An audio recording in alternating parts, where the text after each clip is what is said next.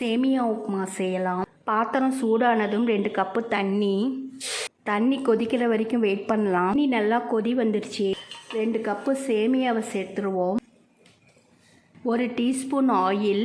2 நிமிஷத்துக்கு குக் பண்ணி சேமியாவும் நல்லா வெந்துருச்சு. சேமியாவை வடிகட்டிடலாம், ஆற வச்சிடலாம். பேன் சூடானதும் 2 டேபிள் ஸ்பூன் ஆயில் சூடானதும் கடுகு 1/2 டீஸ்பூன், கடலைப்பருப்பு உளுத்தம்பருப்பு 1 டீஸ்பூன்.